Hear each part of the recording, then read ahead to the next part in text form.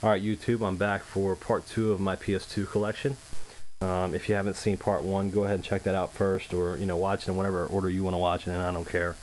But for part 2, what we'll start off with is Final Fantasy 12. And the funny thing about this is supposed to be the collector's edition. The issue is it was exclusive to GameStop, and in GameStop fashion they actually produced so many copies of this one, or had Square produced so many copies of this that it's really not a limited edition. There's so many copies, and I remember at one point when I still worked for GameStop, they were selling it for like 20 bucks as the collector's edition, because they had so many just sitting around that they had to get rid of. Next game is by Konami. It's Firefighter FD18.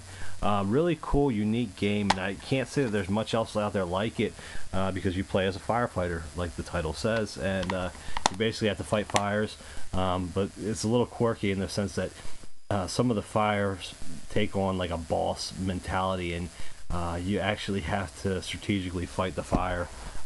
But it's a neat game, and I picked it up because it's rare, harder to find, but a cool game to kind of check out if you get a chance to come across it. Here's the next game is Frequency. This was actually a Sony title, but it was made by Harmonix, who are the original creators of Guitar Hero, and obviously have moved on since and done Rock Band since they sold the license to Guitar Hero. But just a cool action rhythm game, and almost like a DJ style, but I would compare it somewhat to like Rez, mix between Rez and Guitar Hero. If you're not familiar with Rez, I'll probably show you that in a minute here. Next game is Guitar Man. Same thing, action rhythm game, made by Koei.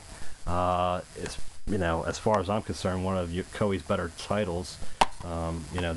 This is before they were pumping out one after another the whole Dynasty Warriors series. But cool game, nice rhythm, action-based game, and got some unique tracks in there. Next game is Time Crisis 2, and I've always been a fan of the Time Crisis series. I spent more money playing the arcade versions than I'd care to think about. Obviously, put a lot of quarters down those machines, but this is probably the game that I've played more in the arcade than any other game in the arcade. But it's a light gun game if you're not familiar. Then we got Time Crisis 3, which I bought this as a bundle with the 2 GunCon guns. Cool game, a lot of fun. Another, like I said, light gun game. Let's go ahead and move on to Ico. This is the only game in my collection that I don't have a case for, which is disappointing, but hopefully I'll find a case for it eventually. I don't think it's terribly hard to come by, but this is the predecessor, if you're not familiar with it, the predecessor to Shadow of the Colossus, and I haven't got a chance to play it yet. Eventually I will, and eventually I'll be able to come across a case and everything for it. If anybody has a case that they want to just get rid of, send it to me. Next game is Shin Megami Tensei Nocturne. This is the hardest game to find in the whole Shin Megami series, but all those games are hard to find. This is like I said, another Atlas title, but I picked it up for probably like 60-70 bucks a few years back, and this is definitely more for the hardcore RPG fan. It's unique. It's got a lot of Japanese vibe to it. Next game is Zone of the Ender Second Runner. Really good game by Kojima, who is the producer of Metal Gear. This is a unique mech game, but great visuals. I mean, even by today's standards, it's a really beautiful game and a lot of fun. Next game I have is Magna Carta, which I still haven't played yet, but I got the deluxe box set. I just picked it up because it kind of jumped out at me. I saw it on the shelf and figured I wanted to try it out. Looked at that little emblem, said it's Atlas. Probably won't be able to find it eventually, and picked it up primarily for that reason. And I usually like Atlas games, even though they're different. Alright, next game is Growlancer, Heritage of War. If you're familiar at all with the Growlancer series, It was originally a working design title. You have Grow Lancer. I can't remember the first title for the PS2, but that one is a box set that came with a watch and everything else. This one's still sealed. I don't know. I might not play it because I haven't heard a lot of great things about it. But you know, you get a lot of stuff with it. You get, you know, buttons, a bonus CD, what is it, a keychain, some other cool stuff. And one of the reasons I bought it was because of those things, because it's a collector's edition. Although that was the only way they released it originally. I don't know if it's still on store shelves or not. Then you got Shadow of the Colossus's greatest hits. But just a cool game. You should be familiar with it.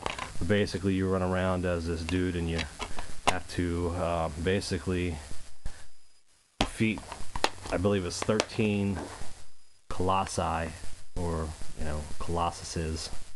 Colossi is the right word. Never mind that. Yeah, basically each of the colossi, when you fight them, there's a strategic way to actually go about scaling them and getting to the top, and that's what makes this game kind of unique. But these beasts are, I mean, you can see the scale. I don't know if you can see down here in the corner, that's, you know, the character that you play as, and this is the size of the colossus. You know, so they're very large scale, really just a large scale game, really cool, really good PS2 title. We got Indigo Prophecy, and this game was done by Quantic Dream. You know, it's an Atari game, but Quantic Dream is the team that's now working on, if you've seen any of the videos for it, the game called Heavy Rain for the PlayStation 3, which there's still a lot of questions about it, but a lot of quick time events in this game and a lot of unique things with this game, but it was almost like an interactive movie. You should check out some videos on YouTube for it.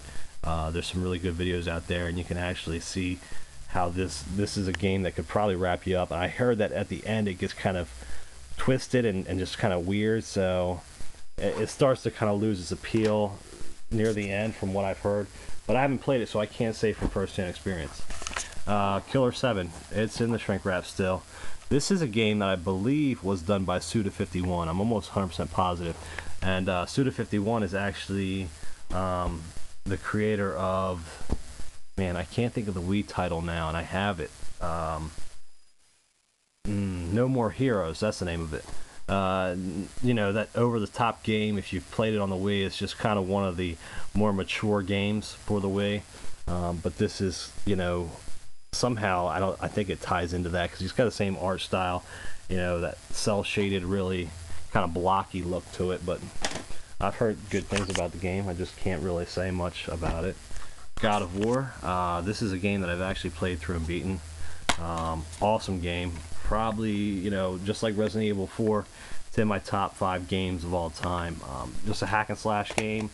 You know, you play as Kratos, who is the God of War, and just really, I can't say enough good things about this game, but it's awesome, very cinematic, wonderfully done. And one of the reasons I love Sony is because they can come up with some really good exclusive series to their consoles.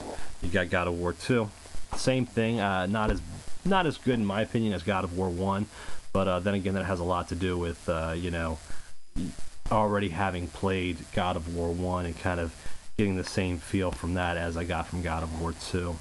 But you know, it is a cool game nonetheless. And I'm gonna stop this video here, and we're gonna continue part 3 you know, after the break. But yeah, I'm gonna go ahead and stop it because I'm running on 10 minutes and I got a couple more games to go over. So thanks for watching, and check out part 3.